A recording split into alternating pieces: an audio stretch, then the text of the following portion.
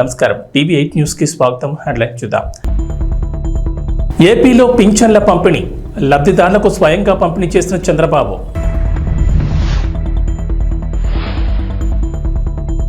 Party మారడంపై వివరణ ఇచ్చిన Jagtial MLA doctor Sanjay Kumar. నియోజకవర్గ అభివృద్ధి కోసమే మారినట్లు స్పష్టం.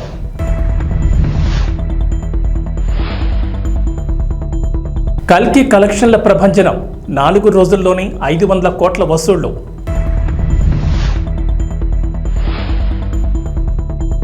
తెలంగాణకు వాతావరణ శాఖ హెచ్చరిక, పలు జిల్లాలకు ఎల్లో అలర్ట్ జారీ. ఆంధ్రప్రదేశ్ వ్యాప్తంగా పింఛన్ల పంపిణీ ప్రారంభమైంది. ముఖ్యమంత్రి నారా చంద్రబాబు నాయుడు స్వయంగా పింఛన్ల పంపిణీ కార్యక్రమంలో పాల్గొన్నారు. ఎన్టీఆర్ భరోసా సామాజిక భద్రత పింఛన్ల పంపిణీలో భాగంగా గుంటూరు జిల్లా పెనమాకలోని ఎస్టీ కాలనీలో జరిగిన కార్యక్రమంలో పాల్గొన్నారు.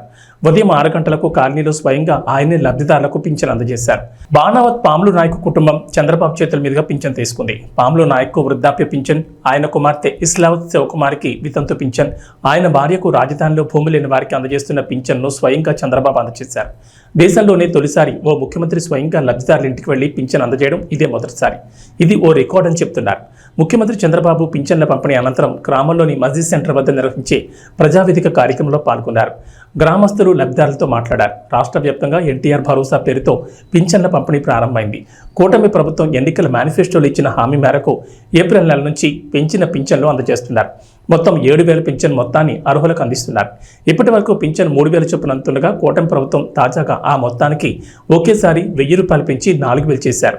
ఈ పెంచిన పింఛన్ను ఏప్రిల్ నుంచి అమలు చేస్తామని మేనిఫెస్టోలో పెట్టిన హామీ మేరకు ఏప్రిల్, మే, జూన్ నెలకు 1,000 రూపాయలు చొప్పున కలిపి మొత్తం 7,000 ఇవాళ పంపిణీ చేస్తున్నారు. అప్పులు ఎంతున్నాయో ఇంకా నాకే తెలియదు. ఎతుకుతున్న రికార్డ్స్ అన్ని, వ్యవస్థలు ఎక్కడున్నాయో నాకే తెలియదు. అధికార యంత్రాంగం మొరేలు కూడా దెబ్బతినింది. బయట వాళ్ళు వచ్చి పెట్టుబడి పెట్టాలంటే భయపడే పరిస్థితికి వచ్చేసారు. మళ్లీ ఈ దుర్మార్గుడు వస్తే ఏమవుతుందని భయపడిపోయే పరిస్థితికి వచ్చారు. అంటే ఇవన్నీ కూడా ఒక రాష్ట్రం యొక్క బ్రాండ్ కూడా దెబ్బతినింది. ఎంతో మంది ముఖ్యమంత్రులు చూశాను నేను. చాలా మంది వచ్చారు, చాలా మంది ఓడిపోయారు, చాలా మంది వెళ్లారు. కానీ ఒక వ్యక్తి ముఖ్యమంత్రిగా పనికి రాడు, అలాంటి వ్యక్తి వచ్చాడని 5 ఏళ్లు నిరూపించిన ఏకైక వ్యక్తి మొన్నటి వరకు నాడు పేరు కూడా నేను చెప్పకూడదు, కానీ అలాంటి వ్యక్తి తను.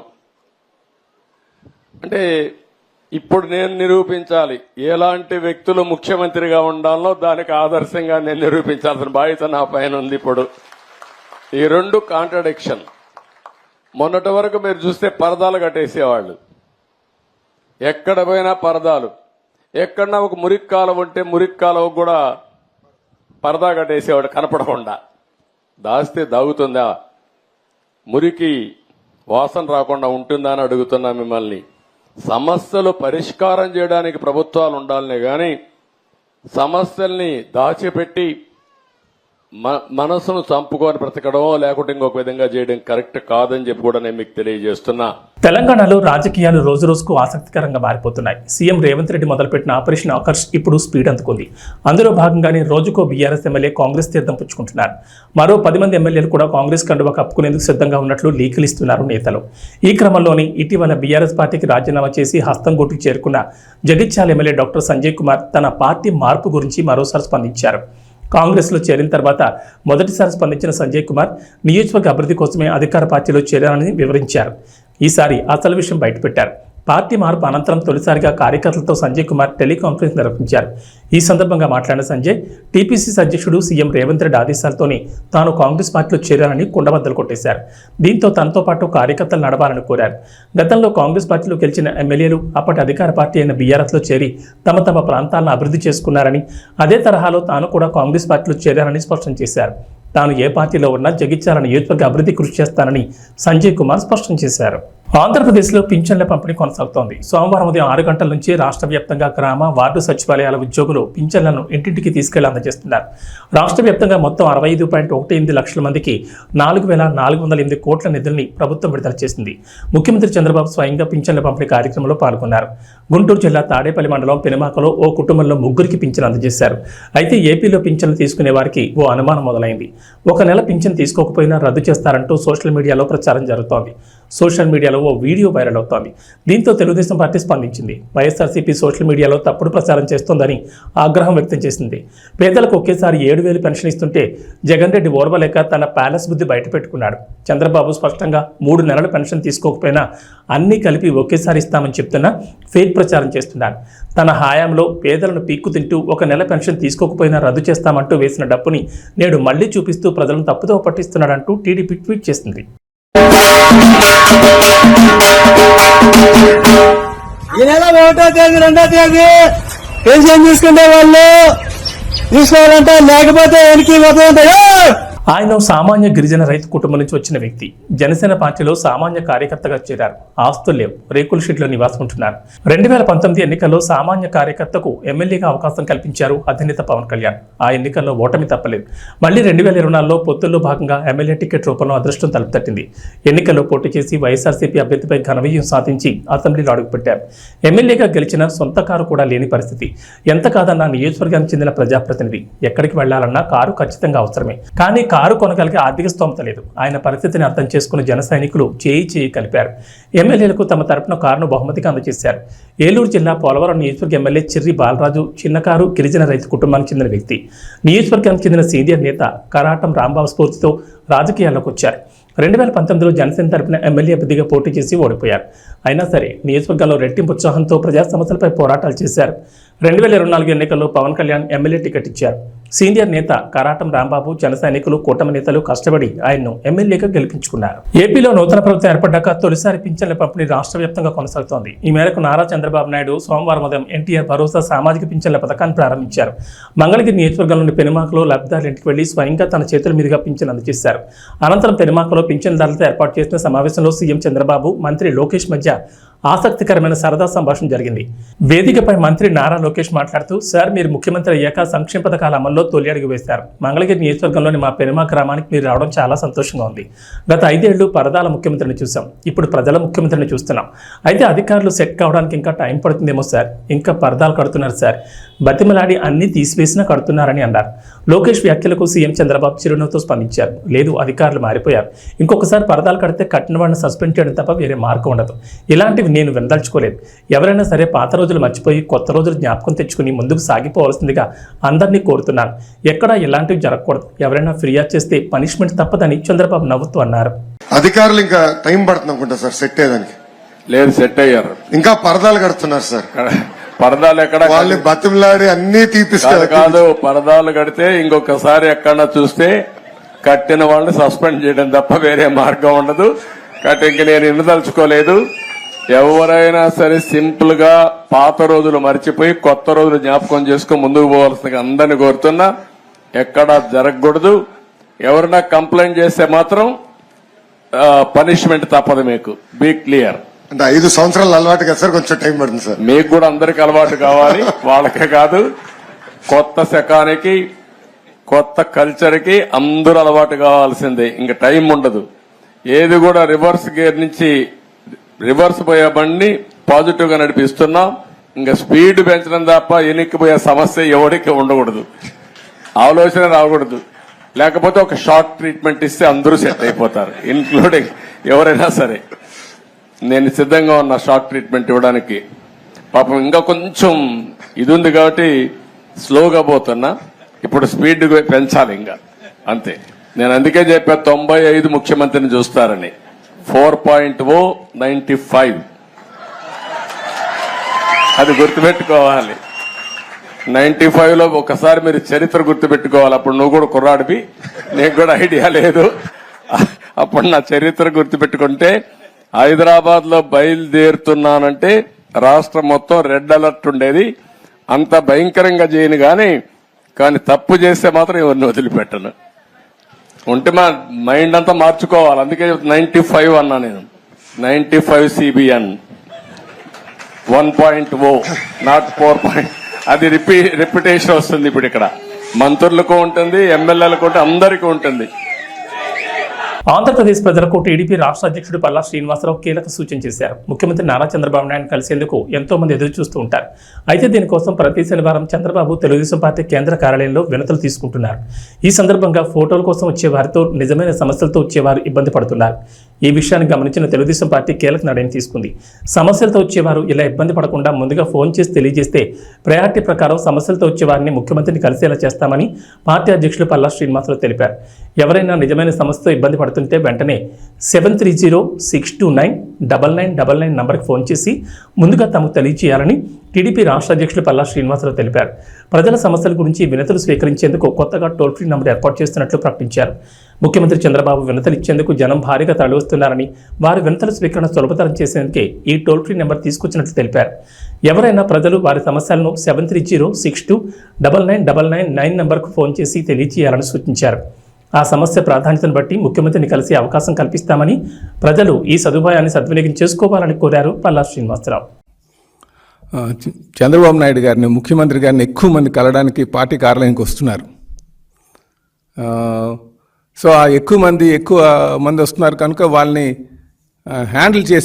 మంచిగా హ్యాండిల్ చేయాలని ఒక ఆలోచనతో ఈరోజు మేము ఒక ఫోన్ నెంబర్ని ఇక్కడ ఉంచుతున్నాం. అంటే ఎక్కువ మంది గడిచిన 2 వారాల నుంచి మాకు వచ్చినటువంటి ఎక్స్పీరియన్స్ ఏంటంటే, నేరుగా ఎక్కువ మంది వచ్చి కొంచెం ఆయనతో ఫోటోలు తీసుకుందాం అనుకుంటున్నారో, లేకపోతే యువత అనేది ఎక్కువ మంది వస్తున్నారు ఆయన చూడడానికి. సో వీటితో పాటు కొంచెం జెన్యూన్ ఇష్యూస్ మీద వచ్చినటువంటి వారు కొంచెం ఇబ్బంది పడేటువంటి పరిస్థితి ఉంది. కనుక ఇది జెన్యూన్ ఇష్యూస్ మీద ఉన్నటువంటి వారికి ఎటువంటి ఇబ్బంది కలగకుండా ఉండడం కోసం మేము ఒక నంబరు, టోల్ ఫ్రీ నంబరు ఏర్పాటు చేస్తున్నాం.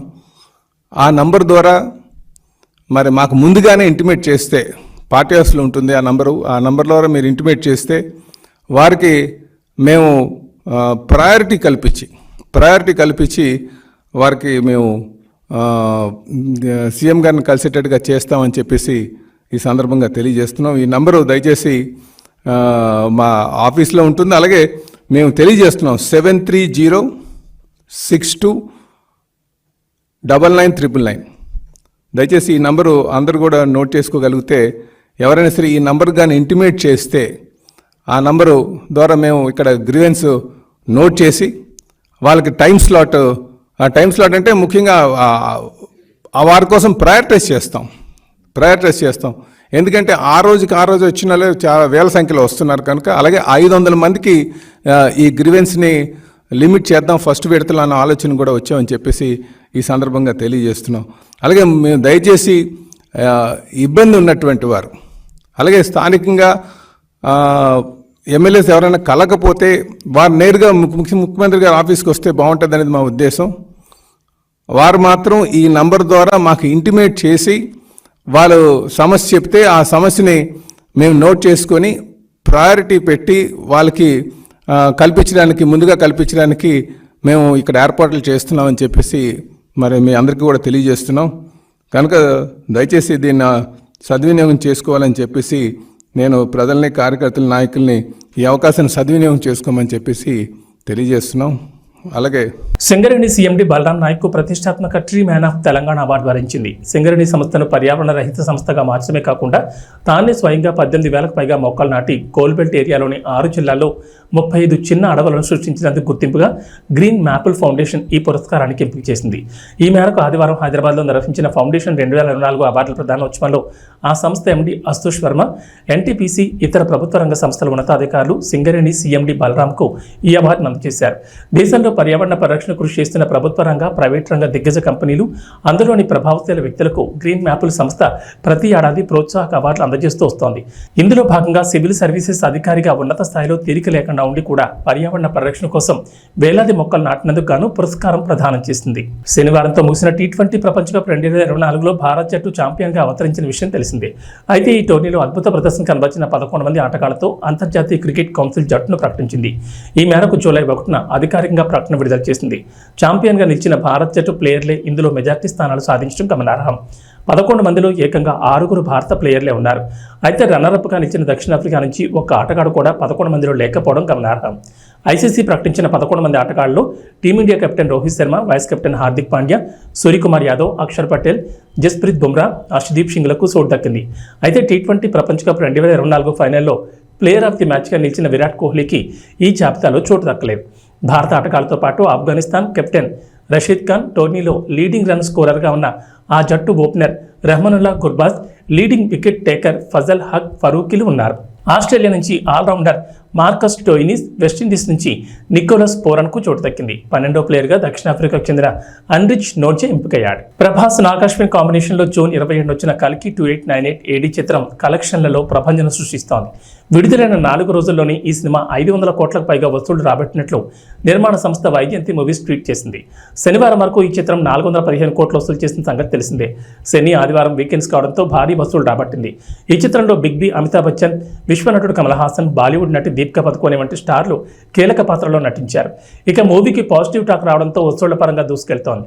దగ్గరలో పెద్ద చిత్రాలు ఇవి కూడా విడుదలకు సిద్ధంగా లేకపోవడంతో కల్కి కలెక్షన్లు స్టడీగా ఉండే అవకాశం ఉందని సినీ విశ్లేషకులు అభిప్రాయపడుతున్నారు. సైన్స్ ఫిక్షన్గా తెరకెక్కిన ఈ సినిమా అభిమానులను ఉర్రతూ లెగిస్తోంది. ఇప్పటికే వివిధ రంగాలకు చెందిన ప్రముఖులు మూవీని చూసి ప్రశంసలు కురిపించారు. భారత సినిమా స్థాయిని పెంచే చిత్రాన్ని దర్శకుడు నాగాశ్విన్ అందించాడంటూ పొగడ్తలతో ముంచెత్తారు. తెలంగాణలో వర్షాలు కొనసాగుతున్నాయి. బంగాళాఖాతంలో అల్పపీడనం కొనసాగుతోంది. ఇటు ఉత్తర ఒడిశా, పశ్చిమ బెంగాల్ తీరాలకు ఆనుకుని ఉపరితల ఆవర్తనం నైరుతి దిశగా కొనసాగుతోంది. ఈ అల్పపీడనం ఉపరితల ఆవర్తనం ప్రభావంతో వర్షాలు కురుస్తాయని అంచనా వేస్తోంది వాతావరణ శాఖ. కొన్ని జిల్లాల్లో భారీ వర్షాలు కురిసే అవకాశం ఉందని తెలిపింది. రాష్ట్రంలో మరో 3 రోజులు బలమైన ఈదురుగాలులు, ఓ మోస్తరు వర్షాలు కురుస్తాయని వాతావరణ శాఖ తెలిపింది. ఇవాళ నల్గొండ, సూర్యాపేట, ఖమ్మం, భద్రాద్రి కొత్తగూడెం, పెద్దపల్లి, జగిత్యాల, మహబూబాబాద్, కరీంనగర్, భూపాలపల్లి, ములుగు, ఆదిలాబాద్, కొమరం భీం, ఆసిఫాబాద్, నిర్మల్, మంచిర్యాల జిల్లాలకు వాతావరణ శాఖ ఎల్లో అలర్ట్ జారీ చేసింది.